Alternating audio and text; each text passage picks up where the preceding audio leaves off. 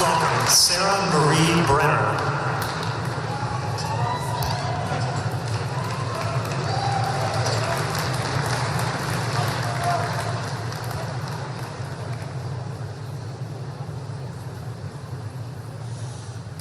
Oh, say, can you see by the dawn's early light what so proudly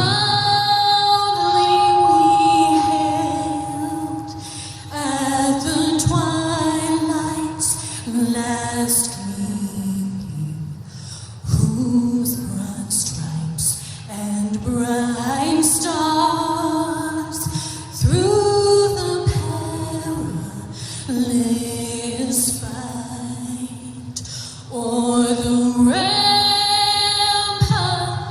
we watched were so gallantly streaming,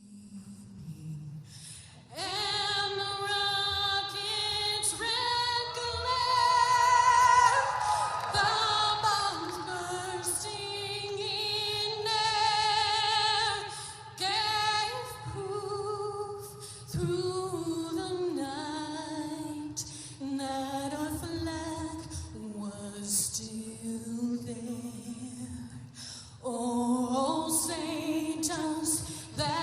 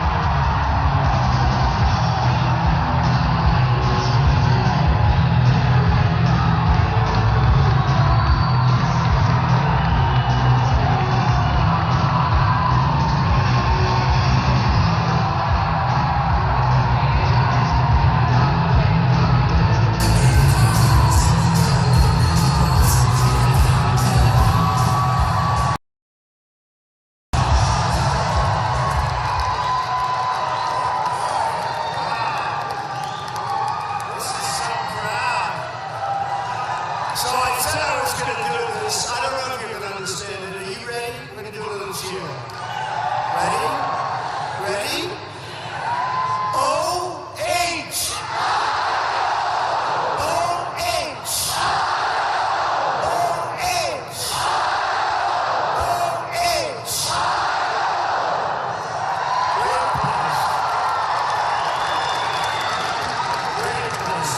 They were right. You know, I worked in Cincinnati, Ohio for a long time and had a great expression. We like that, but it's still pop, you know.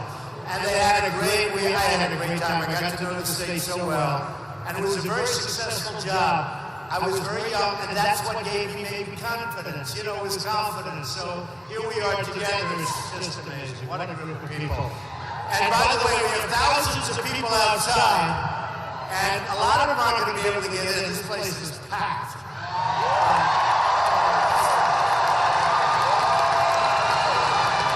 That's right. So should we let them stay outside, or should we try and open it up even further? We can. We can. It is really some crowd. So thank you all. We really appreciate it. We're going to have a good time considering we have a lot of bad subject matter. You know, we don't win it anymore, right? Look at this guy. We don't win it anymore. So we're going to discuss it, and we don't want to be critics. We want to be critics that solve problems, not just talk about them. And we've got problems. We'll get those problems solved. So I guess you probably heard, because I love talking about it. You know, they say, you like talking about polls. That's only because when you're winning, you're talking about polls. If I drop into number 2 position, I don't think I'm going to say it. If I drop further than that, but that's not going to happen, folks. Not going to happen. So we had an amazing few days with the polls. You've all been watching television, right? And these guys, the pundits, go, oh, no, look, oh, my God, look, Trump. And it's been amazing. Fox came out with the poll. And in the Fox poll, wow. Fox poll is fantastic, but that's not as good as some of the others. Trump is 28, and second is 18. Wow. Your governor's only 2. What happened?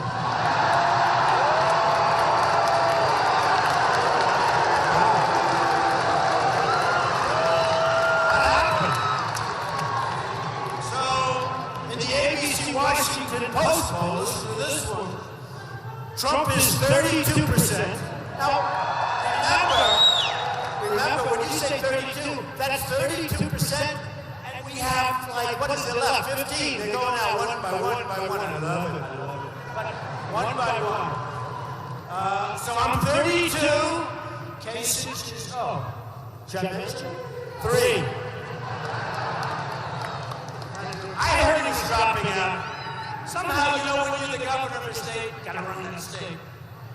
In CBS, South Carolina, Trump 35, one of the really important states. Kasich is 2. That's not good. We gotta work on that. So I'm winning in Iowa.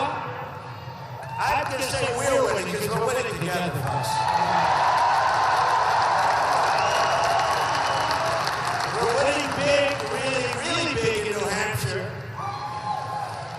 South Carolina just said we're winning big. You know, you get 35% of the vote, and you have all those people running. That's sort of pretty amazing.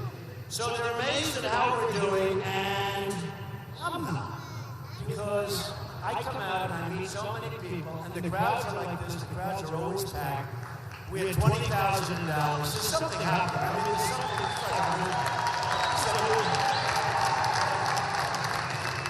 there's some really amazing things and some really good things happening. But in Dallas, we had 20,000 people. In Mobile, Alabama, we had 35,000 people. In Oklahoma, a few weeks ago, we had 20,000 people. In Iowa, we have the biggest crowds by far, thousands. In New Hampshire, thousands. Virginia, we have thousands, 10,000. Now, they never reported it properly. Look at all those cameras back there. Just look at it. Look. Unbelievable. 20,000 people. In Mobile, Alabama, we had 35,000 people. In Oklahoma, a few weeks ago, we had 20,000 people. In Iowa, we have the biggest crowds by far, thousands. In New Hampshire, thousands. Virginia, we have thousands, 10,000. Now, they never reported problems. Look at all those cameras back there. Can you believe this? Look at it. Look. Unbelievable. Unbelievable. Look at those cameras, and they'll never show the crowd. You won't become stars tonight, but you're going to become stars when we turn around the country.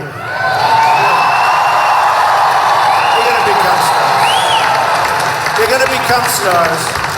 Because we're going to get it turned around, and it's going to be so beautiful to watch. But every time I come home, my wife said, I watched you on television tonight. Can you believe they're always live? It's always live. Someday I'd like to make a speech non-live. Oh, would I love to do that. But it's always live. And she said, did you have many people there? It sounded like a lot of people. And I said, let me ask you why. Because they never fan, they never show the crowds. These people never ever show the crowds. They don't show this. Show the crowds.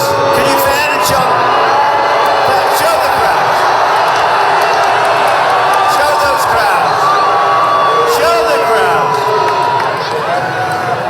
They don't do it anyway. You know, it was amazing. 2 nights ago, we had a phenomenal room just like this. And the place was packed. And we had one protester in the very back. And he started screaming and yelling, and really was very badly, it was terrible, actually. But security, nothing to do with my security, it's the local security, the convention center security. They took him out. The cameras never moved. I said, show the crowd. The cameras stayed, just now they stayed the same, they never moved. They don't do it purposely. I figured maybe they weren't adjustable, but as soon as this guy was taken out, all of the cameras were right on him. You know? They were right on him. They were following him right out the door.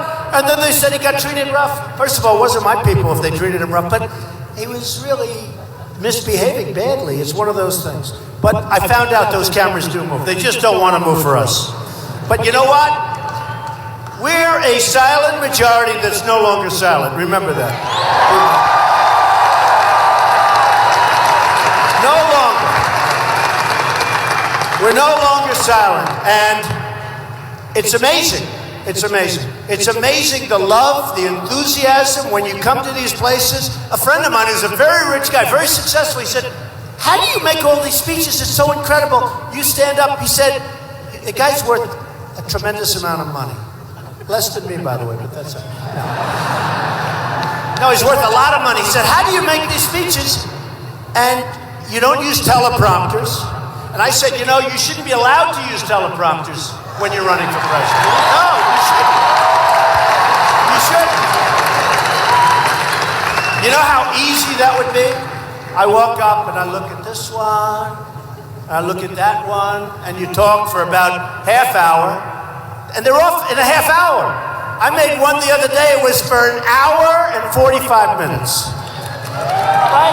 No teleprompter, no nothing, no speech, no notes. And you know what does happen is you first of all, it's more exciting because you never know what the hell's going to happen, right? No, it's true. But it's more exciting, but you're also speaking from the heart. She just said it. You're speaking from the heart. And a friend of mine said, how do you do that to get before? He said, I wouldn't be able to sleep for a month if I had to speak in front of crowds like we're doing. And, you know, you have 10,000, 12,000 people here tonight. You have thousands. Thousands outside. Look at them, they're still pouring in. There's no room to pour in. That's the problem. They're watching through a door.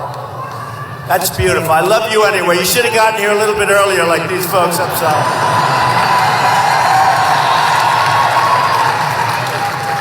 I mean, how do you say we want to get a bigger room? This is a big room, right? You have to say, gee, we need larger than... You're right. You're right. But so many things have happened. And I said to him, honestly, when you get up to speak in front of these crowds, and I really mean this, there's such love in the room. It's like easy. It's not hard to do. It's easy. We're all in the same boat. We're all in the same boat. It's not hard to do. So the nice thing about doing it also is when you have to have speechwriters, you know, all these guys have pollsters. They spend a fortune for pollsters. Some spend millions. They give these pollsters all this money. And I always say, if the pollster were so good, why aren't they running, right? They're not good. And some are good. I know a lot of them. They're nice people. They write, and the guy says exactly what. It's just exactly what they say. But they can't think without the pollster. And I said, it just seems like pollsters, what's not so bad, but they pay $100,000 a month. One guy I heard $250,000 a month. So what happens is the pollsters are very tough people because they have to prove their domination over our candidate. I don't want a candidate that can be dominated by a pollster. Do we agree? Right? I don't want it. But they have to show that. So what happens is they're always afraid, including Hillary. She's petrified because she doesn't want to hurt her pollster. And Jeb is afraid to speak. Remember when he says low energy, huh? There are certain terms that define people. They just get defined. But it is true.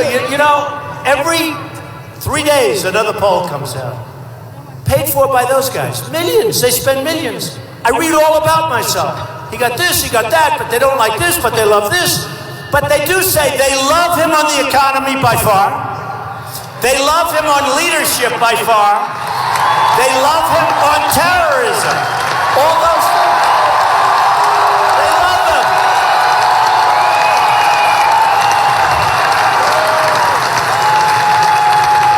They don't like my personality, but that's only because they don't know me. Who cares? They think I'm not as nice. I'm probably the nicest person, but I'm not a sucker the way these people are taking advantage of. And you're not sucker. And you know what? We're tired of being run by stupid people. That's what the whole thing is about. We're tired. We're tired. So, when I ran for president, and I announced at Trump Tower, and it takes courage to do that. I was with, the famous escalator with Melania coming down, and I'm coming down. She's waving very elegantly. I'm going like this, like a crazy person. But we're coming down on the escalator in New York City at Trump Tower. But before I did that, I said, man, because you take all of those people and the number of press and everything, you never saw anything like it. It was crazy. And I said to myself, all right, let's go. And I just took a deep breath. You ever do something where you just say, oh, not easy. Again, I'm not a politician. I've been a politician now for 4.5 months. I'm not a politician. Thank goodness. All talk, no action. All talk, no action politicians. They talk, they get nothing done. They get ripped off by everybody. They're controlled by their PAC. I'm the only one that's self-funding my campaign. I'm the only one.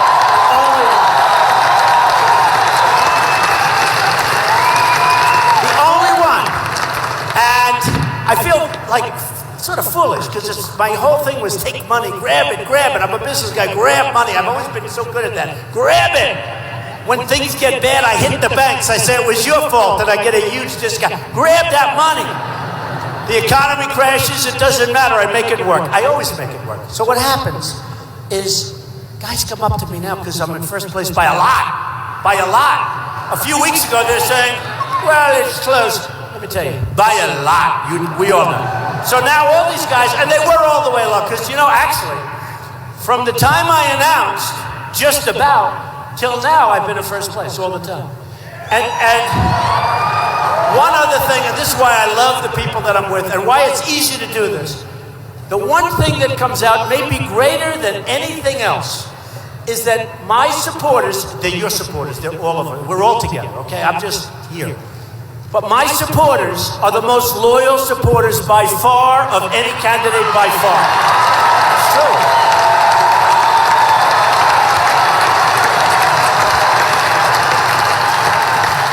It's true. And it comes out. And sometimes I'll make a statement. They'll say, oh, this is the end. This is the end. Right? This is the end. It's finally going to happen. And then my guys walk into the office and say, Mr. Trump, our poll numbers have just gone through the roof. I say, what? That's only happened about 4 times so far, right? But it comes out and they really cover it. Some people have a very, very low number in terms of what happens. They breathe wrong and those supporters leave them. With me, look at those guys nodding, right? And I like you guys too. Nobody gonna mess with those two guys. Even though they wear glasses, nobody's gonna mess with them, right? But my guys and my gals are the most loyal. They are here. And the number is a number higher than they've ever seen before. It's so much higher than everybody else's. And I love you for it, and I appreciate it. I appreciate it. Really appreciate it. It means so much. With all that being said, I don't make too many mistakes, but we're not going to. So, I watch these pundits on television, and you know, they call them the intellectuals. They're not intellectuals. I'm much smarter than all of them, I think. You know? I think I have a much higher IQ. I think I went to a better college, better everything. You know, I went to an Ivy League school. It's amazing. It's amazing the way they treat all of us, the way they treat us. And you have these guys like a George Will. He sits with the little spectacles. If he didn't have the spectacles, you wouldn't think he's smart. Because he's wrong so much. He's been wrong on the wars. He's been wrong on everything for years. But he's got attitude. You know, the attitude works. But I don't think he's an intellectual. He looks like an intellectual, but I don't think he is. I don't think he's smart enough to be an intellectual. I think a lot of people in this room, including me, I think a lot of people in this room are intellectuals. You have a guy like Karl Rove. This guy's the worst. The worst. He spends, listen to this, he spends approximately $435 million of other people's money. I want to find out how much of that money does he keep, because maybe he's not as stupid as I think, but it's probably plenty. But he spends all of that money, over $400 million, on different races. He doesn't win one race. I see some of the ads, and they're so bad that I thought they were for the Democrat. I said, that guy did a great job for his client. They said, no, that ad was for the Republican. So we have guys like this, and we've got to get our own chip going. You know, we've lost a lot of elections. The last election should have been won with Mitt Romney. It should have been won. It should have been won. Something bad happened. Look at them. They're still pouring in. Do you believe this? I love the fire marshal. Whoever the fire marshal is, he's a good person because he's allowing. Just hope we don't have a fire, folks, that's all. But I love the fire marshal here. So, what's happened, and I think it's incredible, during the last little while, I was talking about illegal immigration. And when I came down in that escalator, and I started speaking about illegal immigration and the problems that it's causing, and not only economic and jobs and other things, but the crime and the crime wave and the tremendous difficulties. I took heat like nobody has ever seen anybody take heat. Rush Limbaugh, and I say this, he was great and he's been great, but Rush Limbaugh said, I have never seen any human being take so much incoming as Trump. And then I doubled down. He said, then he doubled down instead of apologize. They all wanted me to drop to my knees and say, I'm so sorry. I don't do that, folks. I don't do that. I even had political people that are friends of mine. They came up to me and they said, Donald, I'd like to talk to you. Yes. You know, politicians. And I think they meant well. Maybe not. Who knows? Maybe they're not. But they came up to me and they said, I'd like to talk, I'd like to meet. I said, I don't want to meet, just tell me, talk over the phone. We don't have enough time, we have to be efficient. You should apologize. I said, for what? Well, what you said on illegal immigration. I said, what I said is right, what I said is true. Anyway, time goes by, and it's been proven that I was right. It's been proven. And I was right about bombing the oil. Right now they're bombing the oil. You folks would remember, but do you remember 2 years ago I said, bomb the oil and keep it? You remember? I said it over and over and over because I said ISIS is making a fortune. They say $1 million a day. ISIS is making a fortune. They're rich. They use the internet better than we do. They're rich. They're convincing our kids to join ISIS. And then kids join ISIS, they go over, fight for ISIS, hate the United States, and then they come back home, and we let them in because we're so stupid. No more. Believe me, no more. No more. No more.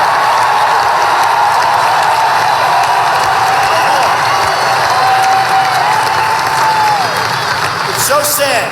It's so sad. They leave the country, they fight for ISIS, and we let them back. And I think it has something to do with the constitutionality of something. Nobody can be that stupid, okay? Nobody. And other countries would never do it. They would never do it. So I look at what's going on, and I look at what's happening with us and what's happening to us as a nation. And we've become soft. We've become weak.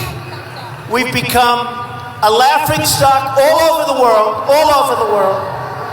You look at Paris as an example.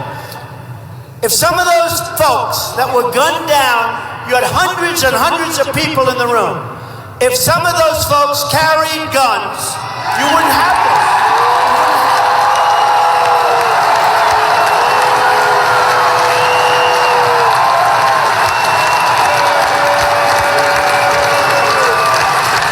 You wouldn't have it. I mean, these animals, these savages, and by the way, they're calling them all sorts of great names, the leaders, right? What's the name they use more than any other? They're calling them all sorts of names, all these beautiful, incredible names. The word I hear more than any other name is mastermind, the mastermind. I called him the guy with the dirty, filthy hat, who's a semi-thug. He's nothing. But I watch the news. And I see, and actually he treats me nicely, so I'm not going to say anything badly. One of the few anchors actually treats me. But he's talking, the mastermind is being hunted right now. They're trying to figure it out. You know, he's a brilliant young man. Brilliant. He dropped a couple of kids into a room, and they started shooting people indiscriminately. There's nothing brilliant. Nothing brilliant. Then they ultimately, hopefully blew him up. I think they think it's him. But the man, because they can't even tell. I mean, this is serious. This is a serious way. And by the way, they don't want to die. They don't want to die. You know, they don't want to die. Believe me. You hear all the stories, they want to die. They don't want to die. We got to knock the crap out of them, folks. I'll tell you. We got to go after them. And I was against, I have to tell you. I say it proudly. I was totally against, you know that, you all know that. I was totally against the war in Iraq because you were going to destabilize the Middle East. Everything I said came true. Everything I said came true. Now we have a problem because you have Russia. Remember a month ago I said, let Russia bomb them if they want to bomb them. And then you have these guys like Lindsey Graham. I want full credit for bombing. I don't want full credit. Let them bomb. We'll bomb. Bomb ISIS. It's okay. The problem is Russia's with Assad, right? Head of Syria. Can you believe I'm talking about Iran is now, because we gave them so much money, they're now involved. Okay. But they're going to go after ISIS. They don't want them. Russia just lost an airliner over ISIS, okay? And ISIS was bragging that they knocked down Russia. I think that was a big mistake. Because one thing with Putin, he's really hitting them hard, okay? But I said a month ago, 2 months ago, when it wasn't fashionable, if Russia wants to bomb them, let them bomb them. And they all said, well, they're not going after ISIS. I said, they will. And then a plane gets blown up that's a Russian plane, and now they're really going. And that's fine. We've spent trillions and trillions of dollars in Afghanistan, in Iraq. We have nothing. We have nothing.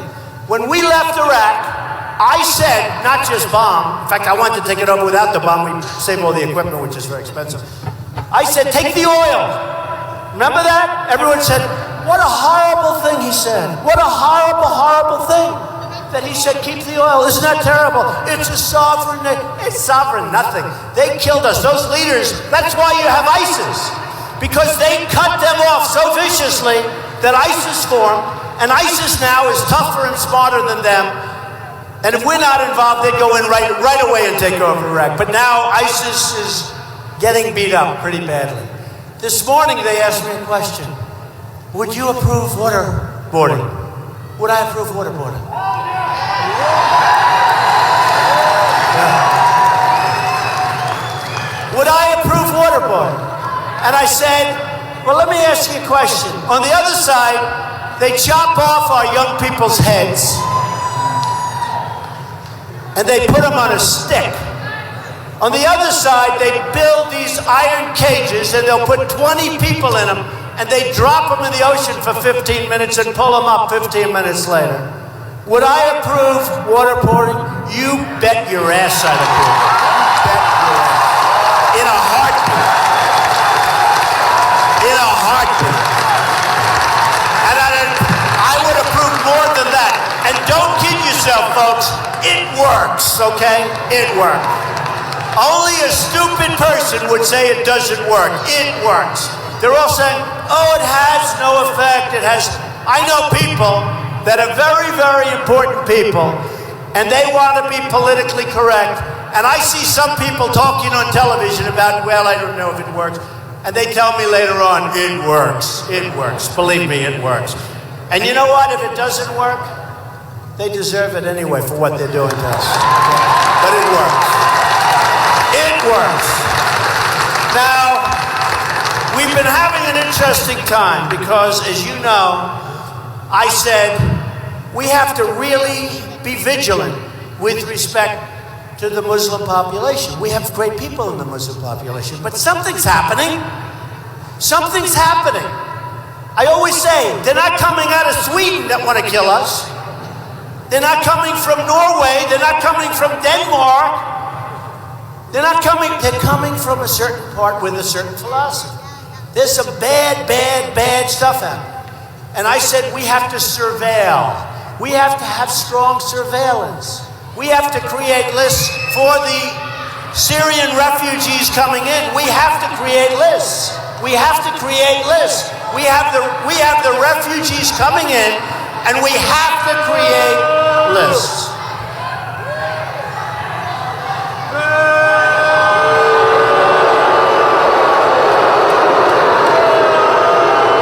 Two people.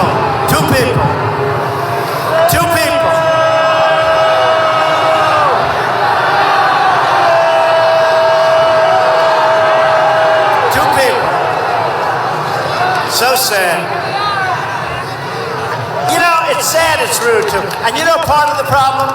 We have 10,000, 12,000 people here. Those two people will have a little line that, oh, they were pickets. They're not pickets. Yeah, you can get them the hell out. Go ahead, get them.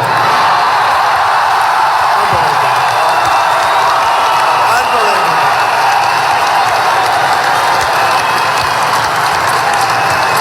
Unbelievable.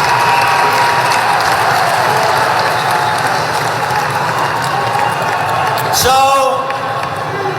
when it comes to the mosques, I have great respect for all religions, but we have to have a certain surveillance because things are happening that are not good. So here's what happens, and it was very interesting.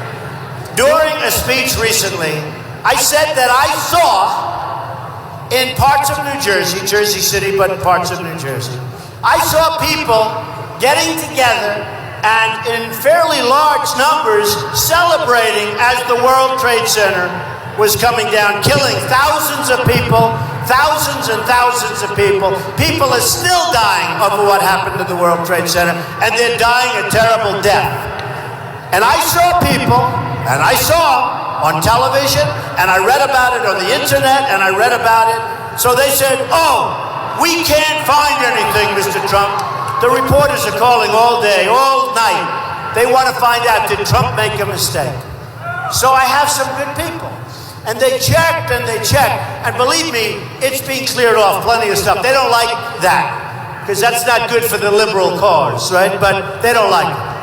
And lo and behold, I start getting phone calls in my office by the hundreds that they were there and they saw this take place. On the internet, at my tweets, at Real Donald Trump. At Real Donald Trump. They'll turn those cameras off for a second. Look at all of them. At Real Donald Trump. So all of a sudden, I'm getting all of these tweets. I saw it, I was there, I was this. But I saw it. I saw it. So what happens, I put my, it was a long time ago. So September 18th. Now, September 11th was one of the worst days, maybe the worst day in the history of our country. Worse than Pearl Harbor, because at least with Pearl Harbor, they were attacking the military. They were attacking ships and they were attacking the military. Here they're attacking civilians that had, I know so many people that died in the World Trade Center. Unbelievable people, great people, friends of mine, unbelievable people. They died in the World Trade Center. This wasn't real. They didn't have weapons. They didn't have anything. They were horribly, and that was a horrible death. I watched people jumping off the building. How would you like to be 102 stories up and your choice is burn or jump? And many people jumped. And I witnessed it. I watched that. Because I had a view. I have a window in my apartment that specifically was aimed at the World Trade Center because of the beauty of the whole downtown Manhattan. And I watched as people jumped, and I watched the second plane come in. And I was watching television when the first plane hit. And they said, no, it must have been a boiler explosion, but I'm good at real estate. Boilers are not up there. Boilers are underneath, right? They're in the basements. And I said, that was not a boiler. And then I saw the second plane come in. And I said, wow, that's unbelievable. And there were people that were very, very happy. And those people, not good people. So, nobody believed me. Some people believed me. By the way, thousands of people believed me because they saw it. But the media was going crazy. They were having a field day. And one of my people came in, Mr. Trump, I have a story in the Washington Post. Washington Post? Washington Post. How good is that, right? That's good. Because they do us no favors. They do us no, they're one of many, but they do us, and I have to tell you, and I say it a lot, among the most dishonest people I've ever dealt with are the media. The media. Among dishonest. Believe me. Among the most dishonest. Unbelievable. The level of dishonesty is unbelievable. Not everybody. I've met some incredible people. Those people right there with all the cameras going.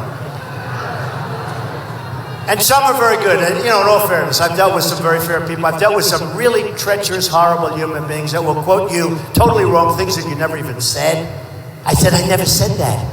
But they're very dishonest people. So one of my people comes in. This is a story from the Washington Post on September 18th, a week later, 2001. In Jersey City, within hours of two jetliners plowing into the World Trade Center, law enforcement authorities detained and questioned a number of people who were allegedly seen celebrating the attacks and holding tailgate-style, tailgate, you know what that means? Tailgate, that means football games, Ohio State, thousands of people in parking lots, on roofs. Tailgate is a lot of people. Tailgate's not two people. And holding tailgate-style parties on rooftops while they watched the devastation on the other side of the river. Okay? Washington Post. Washington Post. So they've come in, and we've received hundreds of phone calls in my office because it's become sort of a big subject. And they want to try and deny it, but you can't deny it. Many people in this room heard about it, probably saw it. And, the sad part is, we're all sort of on the same side. Whether you're liberal or conservative or Democrat or Republican, we're sort of on the same. We want our country to be great again. That's what the whole thing is, right?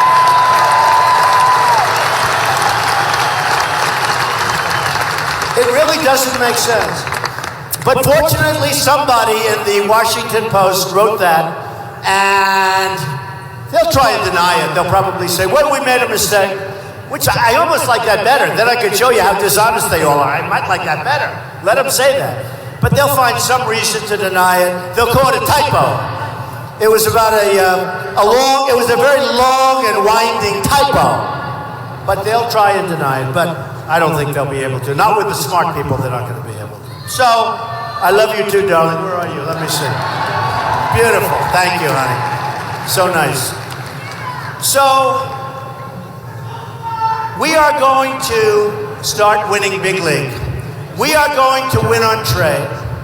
We are going to win on Obamacare, which will be terminated and replaced quickly.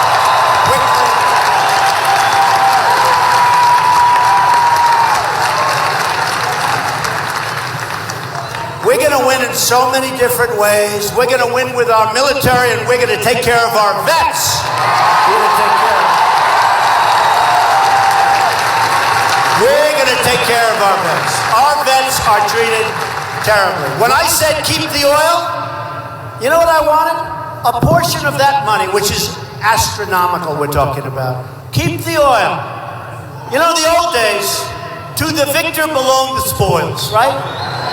You ever see us?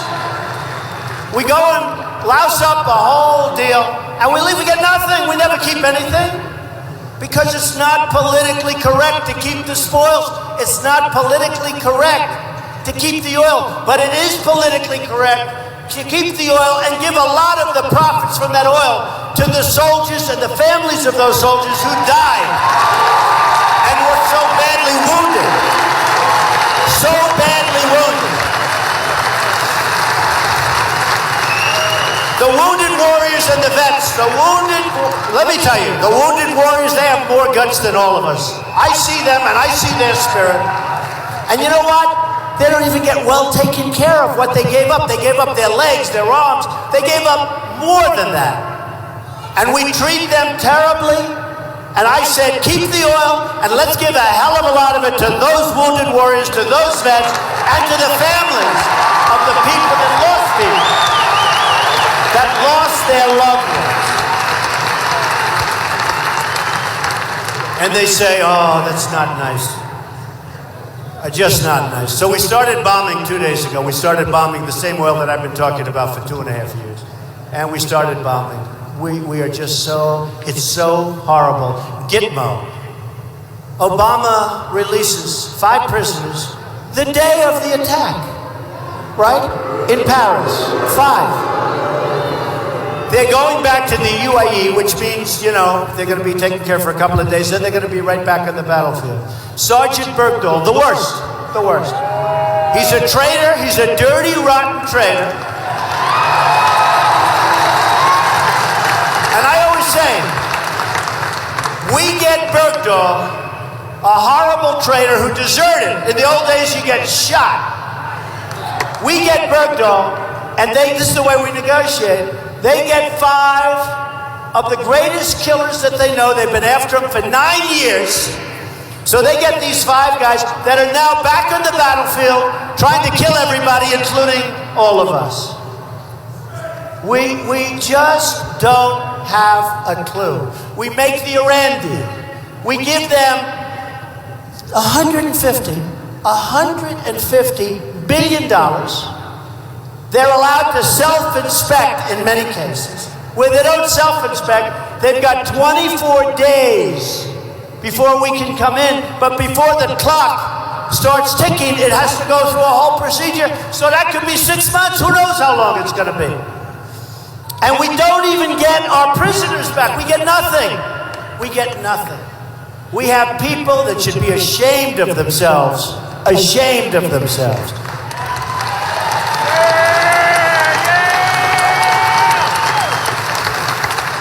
So, what's happened is you had a horrible event, and obviously another horrible event right after it in the hotel. You had a horrible event that took place in Paris. You had an event where people were gunned down like sitting ducks. Come over, boom. Come over, boom. Like sitting ducks. They were helpless. They couldn't do a thing. Amazing, amazing people. I watched on television. I couldn't take my eyes off it as their friends were describing what incredible people she was and he was and all of the people that died so violently. They couldn't defend themselves. No way they could defend themselves.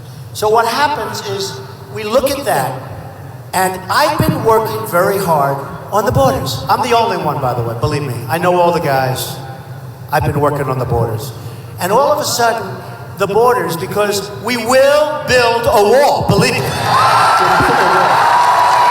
build a wall.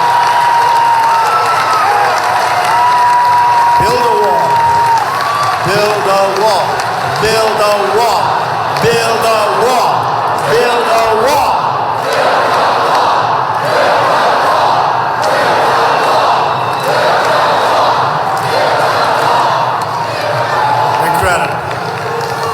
So I've been working on that from the beginning, from the time I came down the escalator.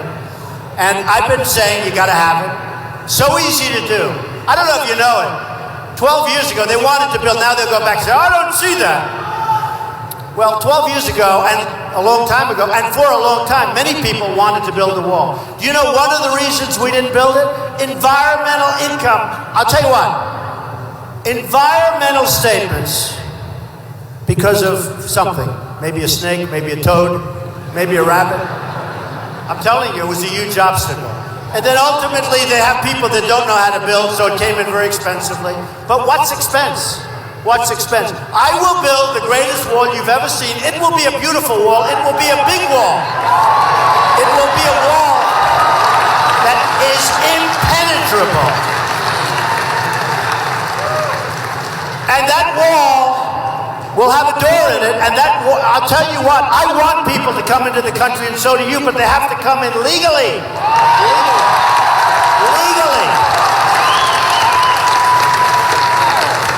And we have a lot of people in this country right now, illegal immigrants that came in, and they're members of gangs in Los Angeles and Chicago. Nobody wants to talk about it. They're members of, you know, Kate in San Francisco. Beautiful Kate, shot in the back by a guy that's been here at least 5 or 6 times, probably pushed over because other countries are too smart. They don't want him. So they say, give him to the dumb American politicians, they'll take him. And whether he does something wrong or not, he'll be in their jails for 40 years. They'll take care of him.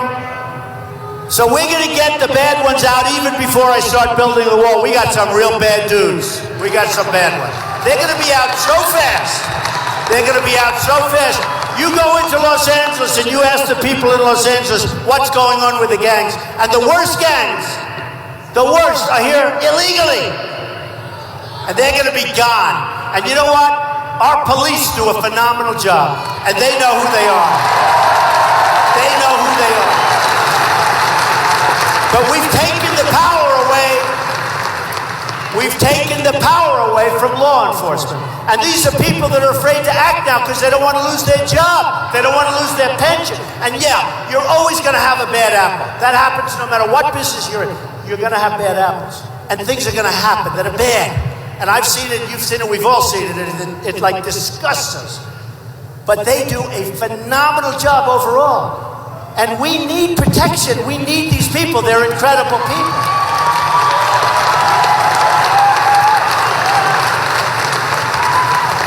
And those local police, they know who the bad ones are. They know it.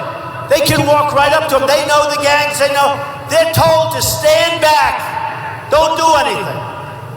When people come across the border, they say, don't do anything. Just stand there. They walk right through. How stupid can we be? How stupid can we be? Anchor babies. A woman's pregnant. She has the baby. She walks across the line. She has a baby in the United States. We take care of the baby now for 85 years or whatever the length is. Nobody else does that. Can you imagine doing that in Mexico? They would laugh at you. They would say, that is the dumbest thing I've ever heard. And they feel it. I love Mexico. I love the Mexican people. Thousands of people work for me. Thousands. I've created tens of thousands of jobs. But you know what? They can't even believe that we do it. So then they said, we need a new amendment, which is a huge problem. It takes years and years and probably can't happen. But we don't. Because they came illegally. They had a baby illegally. And the most we have is a simple act of Congress. All of these people were wrong. I was right. You don't need to go through a new constitutional amendment. But why should we? And you're talking about hundreds and hundreds of thousands of people. And by the way, they come in from all over. They come through Mexico, but they come in from Asia. They come from all over. They fly in because we're stupid. It's crazy. And here's the story. I was right. The great constitutional lawyers have now said I was right. I sort of lucked into that one. I must tell you, a little bit lucked into that one. I just couldn't believe it that anybody could have such a thing, where these people can have a baby and now they're an American citizen. So remember this, they're not an American citizen. We may have to go through some court, we may have to go through and something in Congress, but I'll get it done. But we can't have this. We can't have this.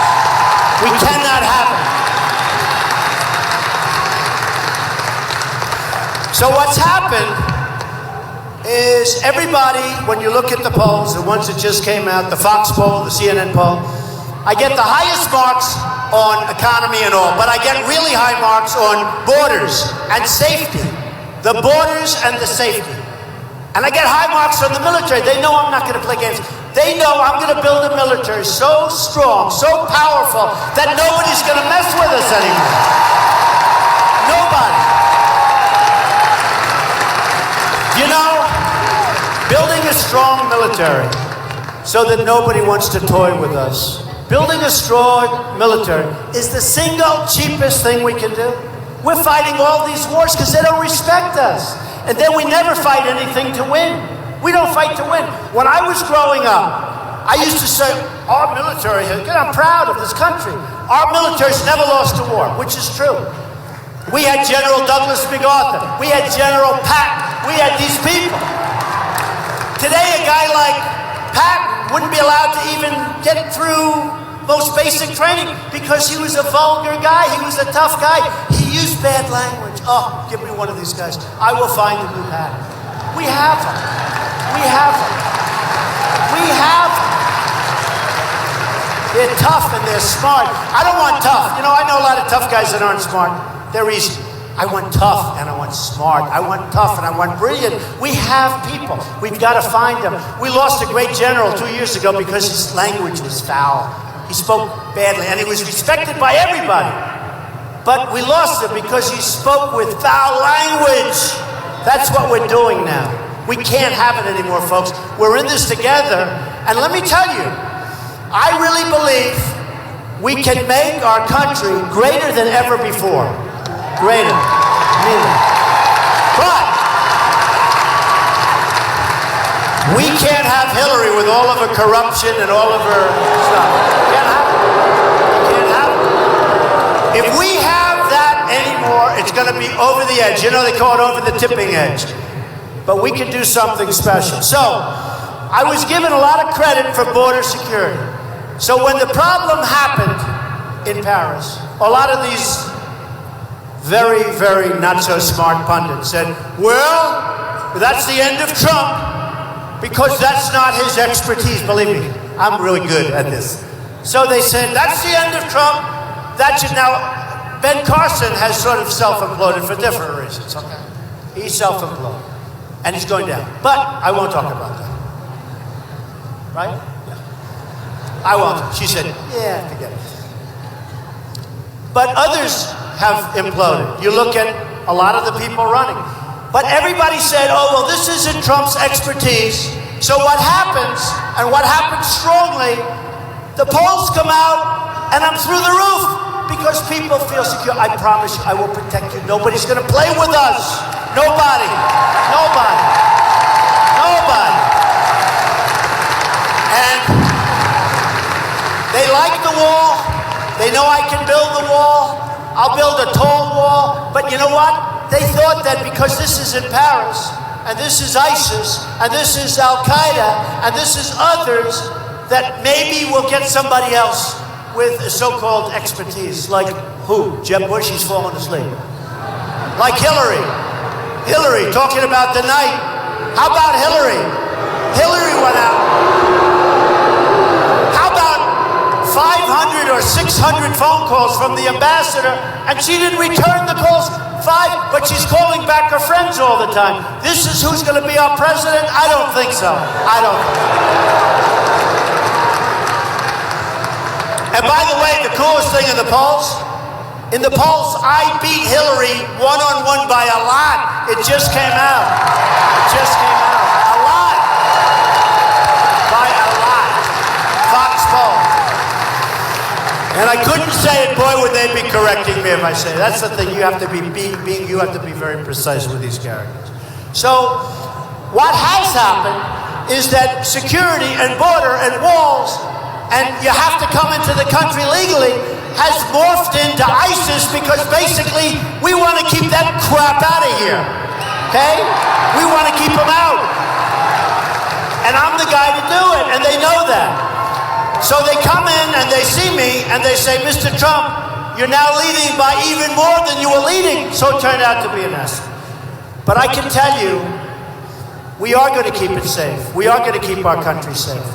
We're not going to follow this formula. I can be the most politically correct person in the world. That's the way I was educated, actually, to be that way. It takes too long. Do you remember when they were talking about Anchor Baby? And a certain announcer during a news conference said, you know that's a derogatory term. I said, what would you like me to say? Well, the child of a illegal immigrant who came into, oh no, undocumented immigrant, who came into the country at a certain time. I said, wait a minute. No, can't say that. Can't say that. Too long. It's too long. Too long. Anchor Baby, right? Anchor.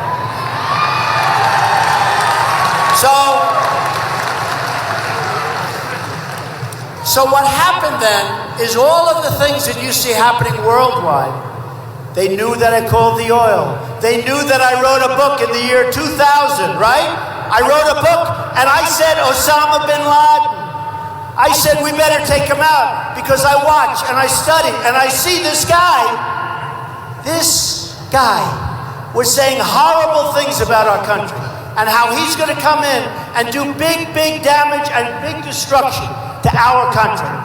And I said in my book, you better take him out. He's going to crawl under a rock. That was before the World Trade Center came down. And a couple of the announcers in the morning, Joe Scarborough for one, said, whoa, when did he say it? Before the World Trade Center. And I've gotten credit for it. We have to be vigilant. We have to be smart. We have to be so tough. And the only language that they understand is tough. They don't understand nice. Some people do, some people don't. You know, in deals, I talk a lot about deals. Oh, are we going to make great trade deals? We're going to stop corporate inversion. You know, we have companies leaving. They're leaving. We're losing tremendous numbers of jobs because our politicians are, through faulty taxes and faulty programs, they're allowing, Pfizer is leaving. They're allowing these great companies to leave our country with thousands and tens of thousands and ultimately millions of jobs left behind. I'll solve that so fast. Carl Icahn's working with me. He's one of the greats. We're going to solve that so fast. I want to say Pfizer. I mean, I know the head of Pfizer is a great guy. But, you know, there's a case of everybody. There's $2.5 trillion or more offshore in different countries. Everybody agrees we should let it come back to the United States. Everybody. There's nobody. The Democrats and Republicans, they still can't make a deal. This has been going on for 2.5, 3 years. They can't make a deal. Washington is gridlocked. They all agree. This is one of the few things they agree. The money should come back. They can't get anything done. They can't agree. All of that's going to change. We're going to bring that money back. We're going to bring the jobs back. We're not going to let Pfizer leave. We're going to talk to them. They're going to stay. Nobody even talks to them. Nobody talks to them. And I'm going to have the greatest business minds in the world. And we have the greatest. I know many of them. I know all of them. Some are nice people. Some are not nice people. I don't care if they're nice. Do we care if they're nice? I don't care. Who cares? But we're going to make deals the likes of which you've ever seen. We're not going to lose $400 billion a year on trade imbalance with China. $70 billion a year with Japan. $70 billion. $40 billion with Mexico, the car capital of the world someday soon. They're taking our factories. They're taking our cars. We're making cars. Ford is spending $2.5 billion on building a plant. $2.5 billion. And then they're going to make cars, send them over the border, no tax, no. How does that help us, folks? Not going to happen anymore. I'm not going to go through this story. Not going to happen. Because the one thing that I'm seeing is Ford, Nabisco, you know, they're leaving Chicago. They're moving their plant into, you know about that. No more Oreos, right? They're leaving, and I'm not saying you're heavy. You look beautiful, but nevertheless. No more Oreos. Nabisco is moving their plant from Chicago to Mexico. I'm not going to let it happen. But here's what is happening. Since Paris, it's taken on a very different turn, and my speeches have taken on a very different trade. Believe me, I do that out of my back. I'm really good at that stuff. Okay, I built a great company I built a company. Everyone said, oh, he'll never run because maybe his company's not as big as people think. Turned out to be much bigger, much stronger, much richer. The greatest assets. It's a tremendous under-leveraged, way under-leveraged. And you know what? I tell you not because I'm bragging. I tell you for a simple reason. That's the kind of thinking we need running this country. We've got to run the country properly. So what's happened is when I speak to people, as of the last week, since Paris, I'm talking about trade. Believe me, it'll be great. You'll be happy. I'm talking about Obamacare. You're going to be happy. We're going to terminate. You're going to be happy. You're going to have something great. I told you. But let me tell you, I don't spend a lot of time talking about it. Believe me, you're going to be happy. We're going to become a dynamic force. My tax return is lowering everybody's taxes bigly. Corporations are being lowered. They're the highest tax. We're the highest tax nation in the world. And we've become stagnant with taxes and restrictions. And it's going to end. But forget that. Forget that. Because now I'm going to do it. I'm going to do it. I'm going to do it. But now I don't talk about that so much anymore. It's going to happen. I do that stuff out of my back pocket. That's what I'm really great at. But I'm going to be great. I'm going to be just as good. I'm going to hopefully be even better at our security and at making us really strong and at not having you worry about horrible things happening to your cities where you have scum, garbage, where you have garbage that our anchors use these horrible terms like masterminds. You have people that are bad. We're going to be safe. And we're going to help the world. We're going to be with the world. We're going to fight with the world, but we're going to do it together. We've got to do it together. And we're not letting Syrian refugees who we don't know where they are. Look, I have a bigger heart than anybody, and I love the idea of building a safe zone in Syria. Build a safe zone. Build a safe zone. Build it. So that they can stay there. And what Merkel did to Germany is a horrible thing. But let those people, let them go back. They probably would rather be there. That's their home. I see it all the time. People work for me in great locations. When they retire, they want to go back to their country, even though you wouldn't say that's a good thing. You would say why. But we are going to work on creating safe zones. But I'm going to get other people to pay for it. You know, OPO, other people's, right? OPM. OPO is the post office, and OPM is money. But we're going to get other people to help us. The Gulf states are going to help us. And Germany, and all of these countries that we protect. We protect Japan. We protect South Korea. We protect Germany. Do you know that if we get attacked, Japan doesn't have to help us at all?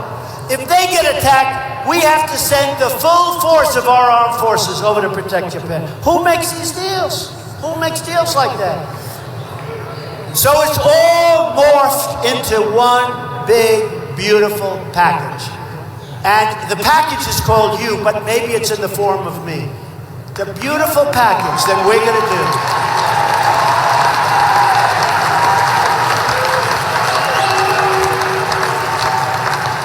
And you're going to be so proud, and you're going to be so happy, and you're going to win again. We're going to start winning so much. We're going to win. We're going to win on trade. We're going to win on healthcare. We're going to win with the military. Hopefully, don't have to use it. We're going to win with our vets. We're going to win with our wounded warriors, the greatest people of all. They're incredible. We're going to win. We're going to win. We're going to take back our jobs from China and Japan and Mexico. We're going to bring them back. We're going to bring them back.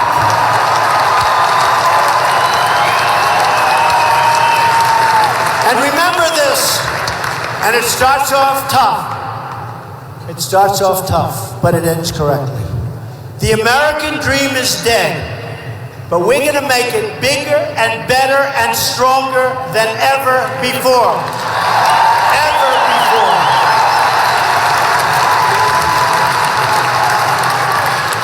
And we are going to make America great again, and you're going to be so proud. And I love you all, and thank you. Such a great people. Thank you. I love you. Thank you.